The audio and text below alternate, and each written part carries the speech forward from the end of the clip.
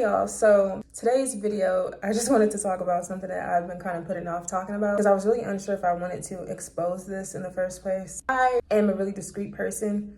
However, I do consider my content, not only just content, but me documenting different chapters and stages of my life. Today, I just wanted to talk about the guy that I was involved with last year. So I'm gonna take my time with this one. So the other day I woke up and I realized how long it's been since I actually just sat back and thought about him. I'm officially over him and I feel so at peace. It just feels really good. It feels freeing. I'm finally over him. But let me just go into detail about what happened. So basically, I met him at the beginning of last year, 2025. I took a Lyft somewhere, maybe to work or something. And he was my driver. I met him then. He was very, very quiet, very mysterious. He smelled nice. He was very kind. And so I was kind of drawn to him because I would see him every so often anyway, because he was a driver. We would exchange like small little conversations here and there. I was like, wow, like he's kind of mysterious. He's soft-spoken. He looked good. He was very handsome. There was just something about him where I was like, he piqued my interest a little bit. I had no idea what that would transpire to be. I thought, this is just somebody who I just happened to come across every once in a while. I didn't realize exactly what was gonna go down between us. I didn't see him for a while because he stopped driving with Lyft. I found that out later. But because my friend, she works at Walmart. And so usually not anymore, but usually last year when I was really bored and I didn't have to go to work, I would stop at her job and just kick it with her for a little while. And then we would have lunch together and just lollygag around Walmart. He would be there. I would run into him. We would say hi. I felt the connection potential between us before I started seeing him at Walmart.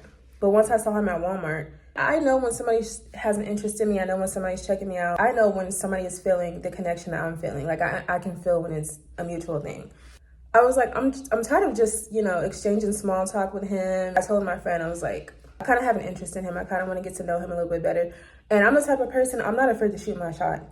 I'm not one of those women who's afraid to express when I'm attracted to somebody or if I have feelings for somebody. I'm just not. That's just not me. For a few days, I'm not gonna lie to you, I was being kind of shy. But for a few days, I was plotting. I was like, I'm going to get his number or his social media, something. I want to get to know him more. And so finally, I saw him enter Walmart and I told my friend, well, I'm about to go for it. I'm gonna go for it.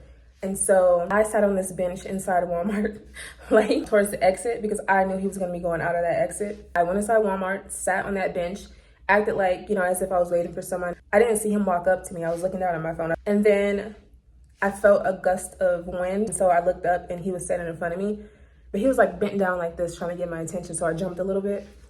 I was like, oh shoot, you scared me. He was like, oh, I'm so sorry. And then, that's not what he sounds like, by the way. And in my head, I was like, it's now or never. I don't care. Like I said, I'm not afraid to shoot my shot. It might take me a while because I can be shy sometimes. So I finally was like, and I don't know why I didn't ask for his number. I don't know why I didn't. But I said, hey, do you have any social media? Like, can I get your Instagram? He immediately pulled his phone out. We followed one another. From there, we would talk every day or almost every day through Instagram. We were just getting to know each other. Like I found out where he was from. I found out how long he'd been living here, vice versa. He would say things like, oh, you're so beautiful and you always wear my favorite color, which is black. And I was like, oh, that's my favorite color, first of all. Yeah, we were just, slowly, week by week, just getting to know each other a little bit more. Then one day I looked down at my phone and he was asking me out on a date. I was like, in my head, like, there's no way I'm gonna pass this up. Like, of course I wanna spend time with you. Of course I wanna be around you. What? I was so nervous, I'm not gonna lie to you. I was very, very nervous, but I was very excited and there was no way I was gonna pass this up. So that night, since he had already known where I lived, like I said, I met him because he was a Lyft driver at one point. He picked me up. We went to some bar downtown. How was this angle? It's gonna have to work, girl. Where did I leave off at? So yeah, he picked me up that night. Then we ended up going to this bar. We went outside because at this bar, there was like this little back patio. We went back there. We talked a little bit. We exchanged in small talk at first, of course, just warming up. So it ended up being really cold because it was a little bit chilly that night. Plus I'm anemic. And so he went into his car and he gave me his jacket. He adjusted it for me. and I kind of got butterflies because he was in my personal space. We ended up going on this party bus that took us around the downtown area to different bars. He paid for everything, just kept having, you know, some good conversation. The chemistry was there. It was a little bit passionate. The eye contact had me blushing a little bit. I'm a sucker for eye contact, and I make really strong eye contact as well. So towards the end of the night, I was kind of ready to go home, so I had him take me home, although I sensed that he wasn't quite ready for it to end yet. But after he dropped me off, I remember I just like threw myself back on the couch. I was staring at the ceiling. It's been a while since I had this kind of connection with somebody. I was swooning a little bit. He texted me after that and said, well, I had such a great time with you. Anytime you ever want to hang out again, let's do it. I sensed that there was a connection between us. Something along those lines. So days after that, of course, we stayed in contact. We would talk to each other. And then the DMs turned into text messages and they turned into phone calls. One day he called me randomly at night. I was getting ready to go somewhere with my friend because she was getting ready to go somewhere with, it doesn't really matter. He called me and was flirting with me on the phone. And then, can we hang out? Like, can I just pull up and we could just sit in my car in front of your house for a little while? We could just talk. And so, of course, I was like, yeah, sure you can. Like what? Like when I like somebody, I want to be around them. Hello? I still also need space though. But anyway, so he pulled up. We sat in his car for an hour or two. And that was the first night I kind of got the ick from him a little bit, because keep in mind, this is the second time that we are actually hanging out, and he was trying to take me back to his house. I'm not a girl that's, you know, involved in hookup culture. I didn't feel like I had known him that well and for that long, which I hadn't. And so I already knew he was on demon time before he pulled up. I could sense it in his voice on the phone. When we were in his car speaking, you know, it was small talk, and then we talked a little bit about his upbringing and my upbringing, and we opened up about some of the things, some of the traumatic things that have happened to us, blah, blah, blah, blah. And then he tried to take me to his house, and I was like, time out. I was like, I'm not going to your house. Like, this is the second time we hung out. I'm not about to hook up with somebody and it's our second time hanging out. I'm just not doing that. Call it boring, call it whatever you want. I know hookup culture is, you know, something that's very big these days. It's just not me. Girl, I can't sleep with you unless I feel like there has to be more than just a flirtatious connection. It's more than just you being nice to me. Yeah, like I feel like there has to be some real substance there, and then there has to be, you know, we would have to have been around one another and have known each other for, I'm not gonna say like a really extended amount of time, but you know, enough time. I have to be completely comfortable with you. I'm not just about to take my clothes off for you just because I'm attracted to you. But he for sure tried. And of course, it got my mind swirling, like, what if, like, but of course I had no interest in going back to his house. He of course backed off after I said that. He wasn't being like a creeper or anything. He backed off after I said, you know, no, thank you. Like, it's not happening tonight. After that, I was ready for our little interaction in the car that night to end, and I was texting my friend, which she did not come through, by the way. I was texting her. I said, hey, FaceTime me real quick, come up with an excuse, say there's an emergency, you need me, whatever the case may be. I really needed her to FaceTime me and you know, help me out with an escape. So I texted her like, you know, just FaceTime me really quick, come up with something, say that it's an emergency and you need me so I can leave. And she texted back something like, what? You want me to FaceTime you? You want me to say what? You want me to do what? Hello? I'm in danger. I wasn't really in danger, but I could have been. After I realized that she wasn't going to come through, I just looked at him and I said, hey, I'm about to go back in the house. I'll see you some other time. I'm tired. It was very late. Over the course of the next few weeks, him and I would still see him at Walmart, of course. We would talk every other day, if not every day. The whole time, from the time that we first started hanging out, I already sensed, although there was a good connection between us, I already sensed something, you know? I'm very intuitive. One day, we didn't speak at all. I think I texted him, I reached out to him, didn't hear from him at all, right? And I ended up falling asleep that day, and I took a nap. During this nap, I had a dream that him and I were on a date at, I don't know, it was like a dim lit environment, maybe a comedy club. I don't know what it was, but him and I were hanging out on this date in my dream, and some other woman showed up. And so I woke up and I was like, because again, I had already been sensing things, right?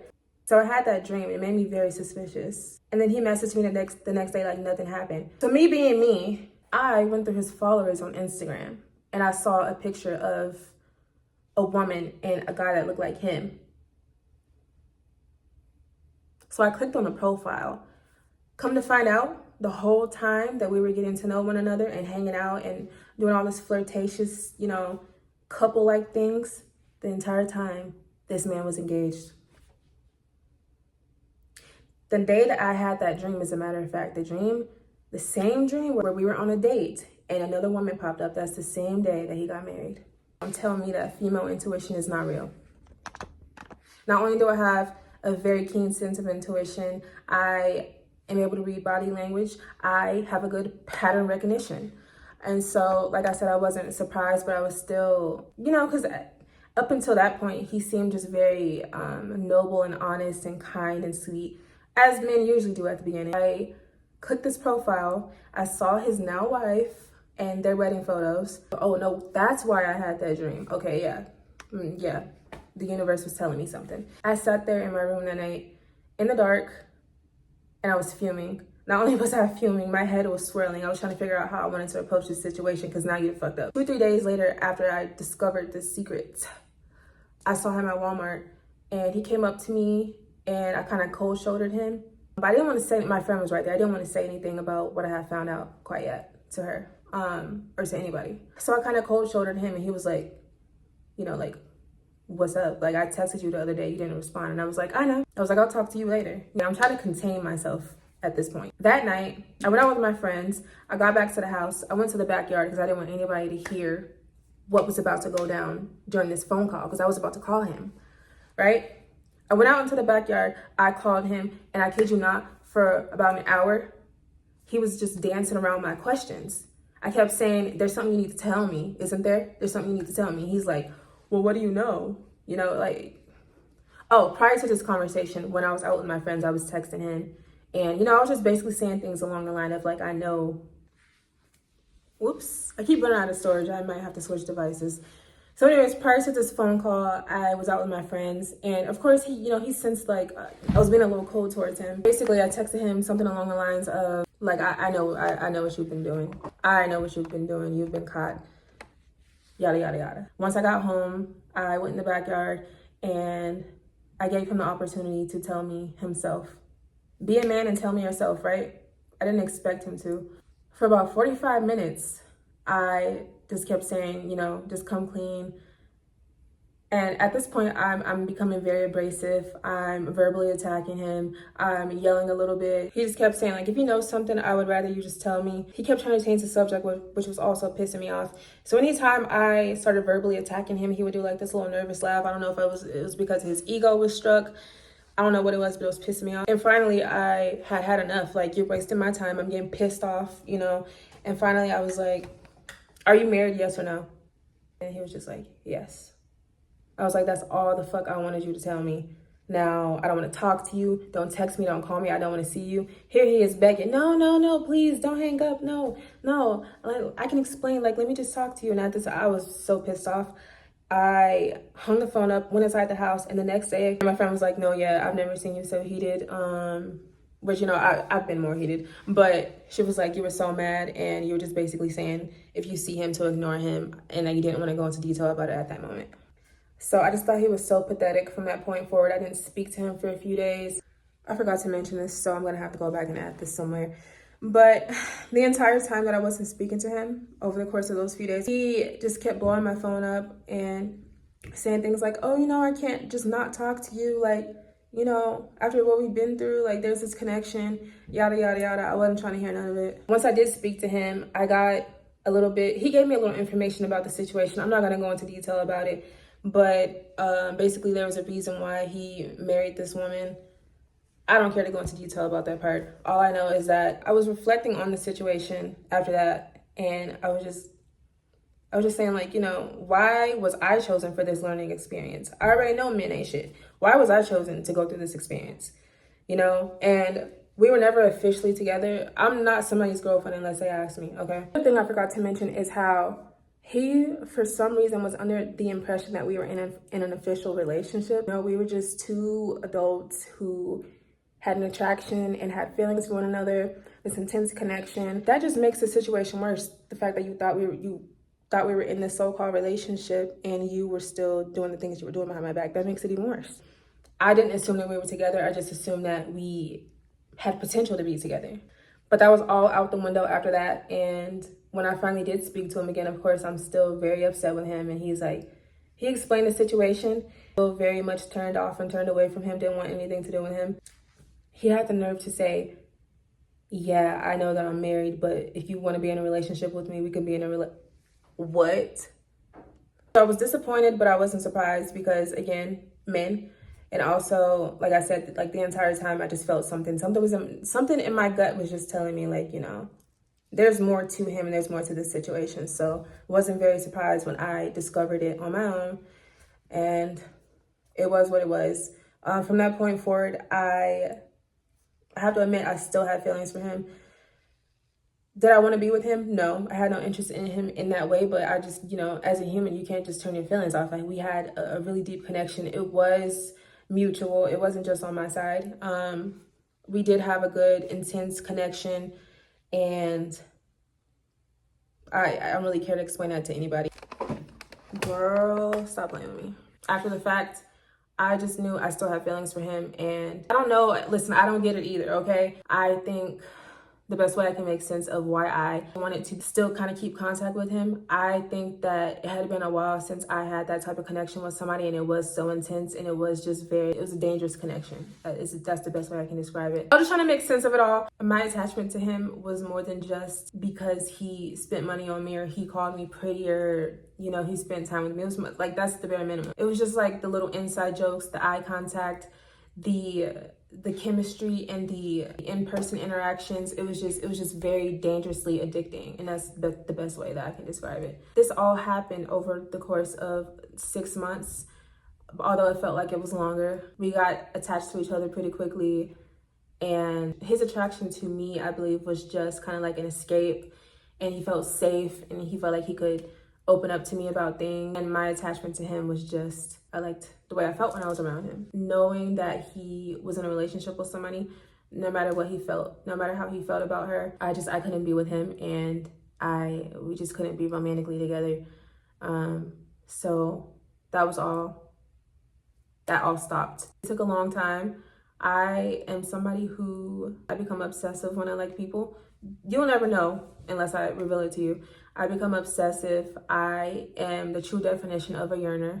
So yeah, it just took months and months of me reeling it in and backing away from him for me to fully get over him, because, it's not in me to go after men who are in a relationship. I don't want y'all to look at me and be like, you went after a man who was in a relationship and got married. It wasn't like that. I didn't know. And of course, like I said, I sensed something, but I thought it was more of just, he's hanging out with other women. Not in a million years did I think, he's preparing to get married right now. I did not think that. I have morals, and I'm never going to be the type of girl to engage with a married man. None of that. And so, yeah, I had to just pull myself away from that situation. And it was a little bit challenging because, like I said, the feelings were still there, but I know after a while, that would all just fade. And slowly it all faded. It was toxic. And I have a friend, I'm not going to mention who, but I have a friend who went through like the same thing, but different fonts last year. So we kind of bonded through that. And so it just made it feel like my feelings for him were going to take a while to fade. But to be honest, I think we were just trauma bonding. I think her and I were just trauma bonding. He's like the only guy who has ever done something like that to me. And so it was a new experience. Listen, I had to go at my own pace, gradually get over him in my own way, at my own expense. I was very cold. To him after the fact. And to be honest, I know that I sound pathetic right now, but if you've ever had really intense feelings for somebody, then you get it. I remember once it was all falling apart and I realized, I need to pull myself away from this situation. I couldn't help but just continue to think about that first night that we actually went out and how amazing and perfect everything was, and compared to how it ended up, shocking, but I wasn't blindsided because I'm not really surprised, you know. So I live in a small town, and so he came to see me on Thanksgiving. We were outside the house. He was just venting to me about like some of the things that he was going through. My friend's family was over the house. Her cousin saw him outside with me and was like, "Oh, you know, my mom braids his hair." So then, you know, I didn't know it at the time, but they realized, oh, we knew people in common. Weeks later, I had already stopped talking to him. He was getting his hair done by my friend's cousin. They asked him why he was over the house on Thanksgiving, and he was basically like, "Oh, I was just there to see my friend because, you know, we were friends. We were never in a relationship." He told my friend's cousin that we were just friends, and I told my friend's family that we were just friends too, because again, we never officially dated. We were just friends at that point. Well, during any point. But my friend was telling her family that him and I were in a relationship, although I told her we were never in a relationship. That's just the way she saw it, I guess. Here her family is, well, first of all, at this point, they didn't know that he was married. So then one day my friend came and she was knocked on the door and was like, "I have something to tell you, you're gonna be pissed." I already knew what it was. I already knew what she was gonna say. She said, "Oh, so-and-so's married." And I was like, I know he is. Hear her, because I'm not the type to go, I don't care to explain anything to anybody, you know. Like I said, I'm being very discreet. And the only reason why I'm speaking about this right now is because, like, again, I like to document things. But everybody who knew about him and I, here they are assuming that I'm this woman who's, you know, messing around with a married man. Like, of course, that's what you would assume, especially when I am not ever going to take the time to explain that how that situation truly was to them. I'm going to let them think whatever it is that they want. But of course, everybody just thinks that I'm, you know, some homewrecker and some girl who sleeps around with married men, whatever they think. I had never told anybody that he was married because I guess in a way I was just trying to avoid these accusations. Although on the other hand, I don't give a damn because I know what really happened. I know what really transpired. But he ended up telling my friend's cousin that he was married before even knowing that him and I knew her in common. So then they come back to me, "Oh, you know, he's married." I'm like, "Yeah, I know. I told y'all we were just friends. I don't even talk to him anymore." Like, I know this, you know. But I was mad at him because I kept that a secret for a reason. I just wanted it to be over with. I didn't want to talk to him anymore. I just wanted that chapter of my life to be gone. And now here I am getting over this situation, and a part of this situation is being brought back to me because everybody thinks that I'm involved with a married man. I don't talk to him anymore. I know that he's married. That's why I don't talk to him anymore. You know, and I'm not going to go into detail about what happened between us. If y'all think that we were in a relationship, you know, whatever it is that y'all think, go ahead and think that. I'm never going to go into detail about it. If y'all think I'm pathetic, oh, she's so stupid, he was cheating on her, oh, how did she not know this, and that? Think what you want to think, okay? I know what happened. I was involved with somebody who was preparing to get married behind my back and did get married behind my back. And he's not even happy in his marriage. And that's what he is. I hope he is never happy, not just within his marriage, but within his life until the day he dies. So that chapter is gone. So although it took me a while to get over him and it was very intense, I was not in love with him. I've still never been in love with anybody. I kind of got over the situation. Naturally, I am somebody who romanticizes everything in my life. So I kind of romanticized the situation and it kind of helped me get through it. And what I mean by that is I tried to make light of the situation. Like, this is a learning experience. Basically, yeah, it was a learning experience. Took me a while to get over him. Wrote about him in my Letters to You book on Wattpad. His chapter is not complete. I'm gonna complete it now that I have a clearer mind about what went down, and now that my feelings for him are completely gone, I will be completing the chapter. But I'm not going to change anything because when I first started writing the chapter, I was writing about everything that had transpired up until that point. And I think I left it off with the conversation that we had when I had to force him to admit that he was married because he was too pussy to say it himself. To wrap this up, I just want to say, don't talk to me if you're married. Don't talk to me if you're preparing to be married. Don't talk to me if you have feelings for somebody. Don't talk to me if you're unsure if I'm the only person you have feelings for, okay? Don't talk to me if you're still in contact with your exes. Just don't talk to me. Leave me alone. Like, I'm not a choice. I'm not a choice, okay? To be a choice would mean there's more than just me that you're seeking. I am too valuable to be an option. If you're going to pursue me, make sure that I'm the only one that you're going to pursue, and understand that I'm not going to tolerate BS.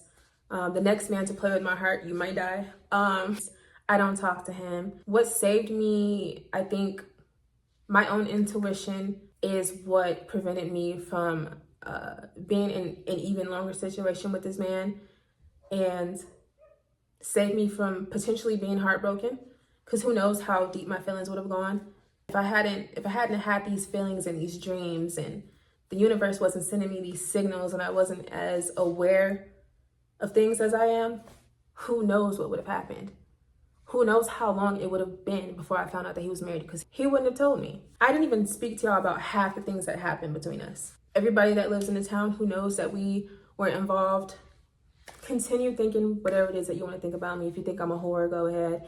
If you think I'm somebody who seeks married men, go ahead. If you think that I was trying to break up a relationship, go ahead. If you think I was some naive little girl, me and God know what happened, and that is all that matters. I know what happened. God knows what happened, and the guy knows what happened between us. And I just really want him to reflect on his life. If you're married to somebody, whether you're happy with them or not, that's a decision that you made. Don't do anything that's gonna hurt her. That's who you chose to be with her. I don't understand, like, why is one woman not enough for people? If you're going to be somebody who's seeking several people at one time, why be in a committed relationship? What's the point? I personally just don't get it. It was a learning experience that I didn't really need, nor did I ask for, but the universe works in mysterious ways. And I'm just very, very happy to say that I am freed of that situation, and I have no feelings for him whatsoever. I have no desire to ever see him again. I don't give a fuck what happens to him. So that's what I endured in 2025. I have not seen him since December. And when I did see him in December, it wasn't because I was planning on seeing him. I wasn't even talking to him at this point. We just ran into each other at Walmart.